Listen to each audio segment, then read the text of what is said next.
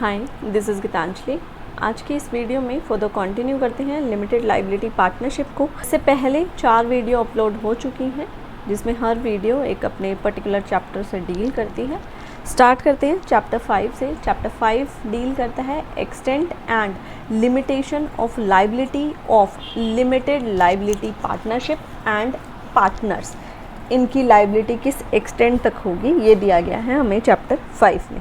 Section 26 deal करता है partners as agent. यहाँ ये कहते हैं कि जितने भी पार्टनर्स होंगे लिमिटेड लायबिलिटी पार्टनरशिप में, जितने भी पार्टनर्स होंगे वो लिमिटेड लायबिलिटी पार्टनरशिप के एजेंट होंगे, ना कि वो दूसरे पार्टनर के एजेंट होंगे। यहाँ पे क्लियर करना है, ये कहते हैं every partner of limited liability partnership is for the purpose of business of limited liability partnership the agent of limited liability partnership। ये जितने भी पार्टनर्स हैं ये लिमिटेड लायबिलिटी पार्टनरशिप के एजेंट माने जाएंगे but not of the other partner, पर एक दूसरे पार्टनर के नहीं। नेक्स्ट सेक्शन पे आते हैं, सेक्शन नंबर 27 डील करता है extent of liability of limited liability partnership. किस एक्सटेंट के लिए वो लायबल होंगे। सबसेक्शन 1 ये यहाँ पे कहते हैं सबसेक्शन 1 में कि किसी ऐसे पार्टनर ने कुछ एक्ट किया जो क्लोज ए और बी में दिया गया है तो उसके लिए लिमिटेड लायबिलिटी पार्टनरशिप बाउंड नहीं होगी। किस तरीके से कि कोई एक पार्टनर जिसके पास अथॉरिटी नहीं है लिमिटेड लायबिलिटी पार्टनरशिप का कोई एक्ट करने की, अगर वो उस एक्ट को करता है इसके लिए लिमिटेड लायबिलिटी पार्टनरशिप लायबल नहीं, बाउंड नहीं होगी। बी में कहते हैं अगर उस पर्सन को पता है जो उसके साथ डील कर रहा है कि इस पार्टनर की कोई अथॉरिटी नहीं है, या फिर उसे लगता है, उस पर्सन को लगता है या बिलीव है कि ये जो है लिमिटेड लायबिलिटी पार्टनरशिप का पार्टनर नहीं है, तो इस पार्टनर ने जो भी एक्ट किया उसके लिए लिमिटेड लायबिलिटी पार्टनरशिप लायबल नहीं होगी। नेक्स्ट कहते हैं सबसेक्शन 2 में, यहाँ पे कह रहे हैं कि अगर एक पार्टनर ने जो कि लिमिटेड लायबिलिटी पार्टनरशिप का पार्टनर है, अगर इसने किसी पर्सन के साथ कोई ऐसा एक्ट किया जो कि रॉन्गफुल एक्ट है या अपने पार्ट पे कोई ओमिशन किया इन कोर्स ऑफ बिजनेस, तो इस केस में लिमिटेड लायबिलिटी पार्टनरशिप जो होगी वो लायबल होगी। थर्ड में कहते हैं, यहाँ पे कह रहे हैं लिमिटेड लायबिलिटी पार्टनरशिप की ऑब्लिगेशन, चाहे वो कॉन्ट्रैक्ट से आई हो या फिर अदरवाइज आई हो, तो उसके लिए अकेली लिमिटेड लायबिलिटी पार्टनरशिप की ऑब्लिगेशन ही मानी जाएगी। नेक्स्ट कहते हैं सबसेक्शन 4 में, the liability of limited liability partnership shall be met out of the property of limited liability partnership. जो भी लायबिलिटी होगी वो लिमिटेड लायबिलिटी पार्टनरशिप की प्रॉपर्टी से रिकवर की जाएगी। आई होप सेक्शन 27 क्लियर हो गया होगा। नेक्स्ट आते हैं सेक्शन 28 पे। सेक्शन 28 डील करता है extent of liability of partner, किस एक्सटेंट के लिए लायबल होंगे। यहाँ पे कह रहे हैं अगर लिमिटेड लायबिलिटी पार्टनरशिप की कोई ऑब्लिगेशन है एज पर सेक्शन 27 क्लोज 3, तो इसके लिए जो वो पार्टनर हैं वो पर्सनली लायबल नहीं होगा। सिर्फ इस बात के लिए कि वो लिमिटेड लायबिलिटी पार्टनरशिप का पार्टनर है, तो इसका मतलब ये नहीं है कि वो पार्टनर पर्सनली लायबल होगा। नेक्स्ट सेकेंड सबसेक्शन 2 में कहते हैं, यहाँ पे कह रहे हैं कि जो सेक्शन 27 सबसेक्शन 3 के प्रोविज़न हैं और सेक्शन 28 सबसेक्शन 1 के जो प्रोविज़न हैं उसका मतलब ये नहीं है कि पार्टनर पर्सनली लायबल ही नहीं होगा। अगर उस पार्टनर ने कोई रॉन्गफुल एक्ट या ओमिशन किया खुद से तो उसके लिए वो पार्टनर लायबल होगा पर्सनली, पर एक पार्टनर दूसरे पार्टनर के रॉन्गफुल एक्ट या ओमिशन के लिए पर्सनली लायबल नहीं होगा। सेक्शन 28। नेक्स्ट आ जाते हैं सेक्शन 29 डील करता है होल्डिंग आउट से। क्या कहते हैं यहाँ पे, ये सेक्शन 29 सबसेक्शन 1 में कहते हैं एनी पर्सन जिसने बाय वर्ड्स, चाहे ये स्पोकन किए हों या फिर रिटन हो या फिर अपने कंडक्ट से किसी थर्ड पर्सन को ऐसा रिप्रेजेंट किया कि जैसे ये पर्सन लिमिटेड लायबिलिटी पार्टनरशिप का पार्टनर है और इस बात पे इस पर्सन ने विश्वास करके या इसकी बातों में आकर विश्वास करके लिमिटेड लायबिलिटी पार्टनरशिप को क्रेडिट दिया, तो इसके लिए ये जो पर्सन है जिसने अपने आप को रिप्रेजेंट किया था कि मैं लिमिटेड लायबिलिटी पार्टनरशिप का पार्टनर हूँ, तो ये पर्सन लायबल होगा। चाहे भले ही इस पर्सन ने, जिसने अपने आप को रिप्रेजेंट किया था कि मैं रिप्रेजेंट कर रहा हूँ, इसको इस बात की नॉलेज है या नहीं कि मेरी रिप्रेजेंटेशन उस पर्सन तक पहुँची है या नहीं पहुँची है, फिर भी ये पर्सन लायबल होगा। उसके बाद ये प्रोवाइज़ो ऐड करते हैं। प्रोवाइज़ो में लिखते हैं कि इस थर्ड पर्सन ने जब इस लिमिटेड लायबिलिटी पार्टनरशिप को क्रेडिट दिया, इस फर्स्ट पर्सन के रिप्रेजेंटेशन पे, जैसे कि इस पे विश्वास करके, इस फर्स्ट पर्सन पे विश्वास करके इसने लिमिटेड लायबिलिटी पार्टनरशिप को क्रेडिट दिया, तो ये जो क्रेडिट है ये लिमिटेड लायबिलिटी पार्टनरशिप ने रिसीव कर लिया, ठीक है, उस पर्सन की, इस फर्स्ट पर्सन की रिप्रेजेंटेशन से। तो इस केस में जो ये लिमिटेड लायबिलिटी पार्टनरशिप होगी, जितना इसने क्रेडिट रिसीव किया प्लस जितना इन्होंने इस क्रेडिट से फाइनेंशियल बेनिफिट लिए, उसके लिए लायबल होगी लिमिटेड लायबिलिटी पार्टनरशिप। क्लियर हो गया?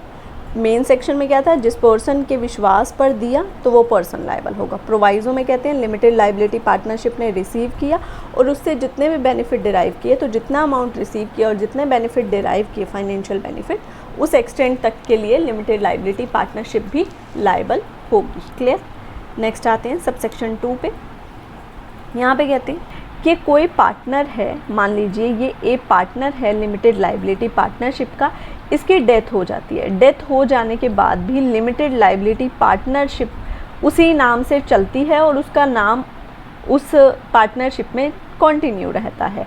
तो इसके बाद अगर इस लिमिटेड लायबिलिटी पार्टनरशिप में इसका नाम यूज़ किया जा रहा है, तो इस पर्सन की, इस पार्टनर की डेथ के बाद किसी भी एक्ट के लिए ना तो इस पर्सन के लीगल रिप्रेजेंटेटिव लायबल होंगे और ना ही इसकी एस्टेट लायबल होगी इस लिमिटेड लायबिलिटी पार्टनरशिप के एक्ट के लिए इसकी डेथ के बाद। आई होप ये भी क्लियर हो गया होगा। नेक्स्ट सेक्शन है सेक्शन 30, जो कि डील करता है unlimited liability in case of fraud. यहाँ पे कहते हैं सबसेक्शन 1 में, यहाँ पे कहते हैं लिमिटेड लायबिलिटी पार्टनरशिप ने या फिर इसके किसी पार्टनर ने कोई ऐसा एक्ट किया, जो एक्ट था वो इस इंटेंशन से था कि जो क्रेडिटर्स हैं उनको डिफ्रॉड करना है या फिर फ्रॉड्यूलेंट पर्पस से किया गया, तो इस केस में जो लिमिटेड लायबिलिटी पार्टनरशिप है और जो उसके पार्टनर्स हैं जिन्होंने इस इंटेंशन से क्रेडिटर्स को डिफ्रॉड करने के लिए या फ्रॉड्यूलेंट पर्पस से कोई भी काम किया, तो इनकी जो लायबिलिटी है वो अनलिमिटेड होगी, सभी या फिर जिस भी डेट में इन्होंने इस तरह का काम किया उसके लिए। उसके बाद प्रोवाइज़ो में कहते हैं कि जब किसी एक पार्टनर ने इस तरह का काम किया, तो उस केस में जो लिमिटेड लायबिलिटी पार्टनरशिप होगी वो उसी एक्सटेंट तक लायबल होगी जिस एक्सटेंट तक ये पार्टनर लायबल है, जब तक कि लिमिटेड लायबिलिटी पार्टनरशिप ये ना एस्टैब्लिश कर दे कि हमें इस पार्टनर ने जो भी एक्ट किया वो हमारी नॉलेज में नहीं है। अगर तो ये एस्टैब्लिश कर दिया कि हमारे नॉलेज में नहीं है, तब तो लिमिटेड लायबिलिटी पार्टनरशिप की लायबिलिटी नहीं होगी। पर अगर ये प्रूव नहीं कर पाए, तो इस केस में जितने एक्सटेंट तक के लिए ये पार्टनर लायबल होगा, उसी सेम एक्सटेंट के लिए लिमिटेड लायबिलिटी पार्टनरशिप भी लायबल होगी। नेक्स्ट आ जाते हैं सबसेक्शन 2 पे। सबसेक्शन 2 में कहते हैं जो भी पर्सन ने सबसेक्शन 1 के अकॉर्डिंग नोइंगली सबसेक्शन 1 के अकॉर्डिंग जानबूझकर इस तरह का बिजनेस कैरी किया, तो सबसेक्शन 1 में क्या था कि जो भी पार्टनर है या लिमिटेड लायबिलिटी पार्टनरशिप है वो उसी एक्सटेंट के लिए लायबल होगी। साथ ही सबसेक्शन 2 में कहते हैं कि इस पर्सन को, ये पर्सन जो है वो लायबल होगा 5 इयर्स तक की इम्प्रिजमेंट के लिए और साथ में कम से कम 50,000 फाइन, जो कि एक्सटेंड हो सकता है अप टू 5 lakhs। उसके बाद आते हैं सबसेक्शन 3 पे। सबसेक्शन 3 में कहते हैं, उसके बाद यहाँ ये सबसेक्शन 3 में कहते हैं कि लिमिटेड लायबिलिटी पार्टनरशिप या लिमिटेड लायबिलिटी पार्टनरशिप का कोई भी पार्टनर या फिर डेजिग्नेटेड पार्टनर या फिर एम्प्लॉय अगर कोई फ्रॉड्यूलेंट एक्ट करता है फ्रॉड्यूलेंट मैनर में, तो CRPC में क्रिमिनल प्रोसीडिंग जो उसके अगेंस्ट चलेगी वो अलग। साथ ही ये लिमिटेड लायबिलिटी पार्टनरशिप, इसके पार्टनर, डेजिग्नेटेड पार्टनर या फिर एम्प्लॉय जो भी हैं वो लायबल होंगे कॉम्पनसेशन पे करने के लिए उस पर्सन को जिसको लॉस या डैमेज हुआ है इस कंडक्ट की वजह से। उसके बाद ये कहते हैं कि अगर लिमिटेड लाइबिलिटी पार्टनरशिप को इस पार्टनर, डेजिग्नेटेड पार्टनर या एम्प्लॉय के इस एक्ट की कोई नॉलेज नहीं थी तो फिर लिमिटेड लाइबिलिटी पार्टनरशिप लायबल नहीं होगी। नेक्स्ट आते हैं सेक्शन नंबर 31 पे।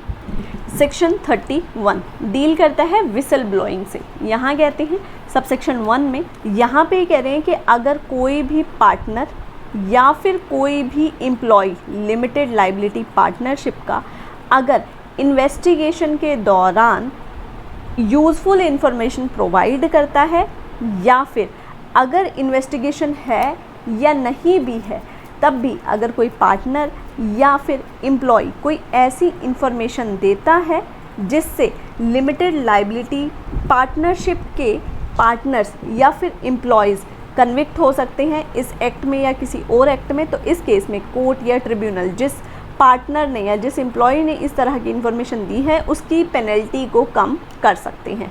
सबसेक्शन 2 में कहते हैं, यहाँ पे कहते हैं अगर किसी पार्टनर ने या फिर किसी एम्प्लॉय ने सबसेक्शन 1 में इस तरह की इन्फॉर्मेशन दे दी इन्वेस्टिगेशन में या इन्वेस्टिगेशन के अलावा, तो इस केस में ये जो इन्फॉर्मेशन देने वाले पार्टनर हैं इनके साथ इनको डिस्चार्ज नहीं किया जाएगा, इनको डिमोट नहीं किया जाएगा, इनको सस्पेंड नहीं किया जाएगा, इनको थ्रेटन या हरेस या किसी और तरीके से डिस्क्रिमिनेट नहीं किया जा सकता लिमिटेड लाइबिलिटी पार्टनरशिप में कि सिर्फ इसी कारण से कि इन्होंने दूसरे पार्टनर या एम्प्लॉय या फिर लिमिटेड लाइबिलिटी पार्टनरशिप के अगेंस्ट कोई इन्फॉर्मेशन दी है। आई होप सेक्शन 31 तक क्लियर हो गया होगा।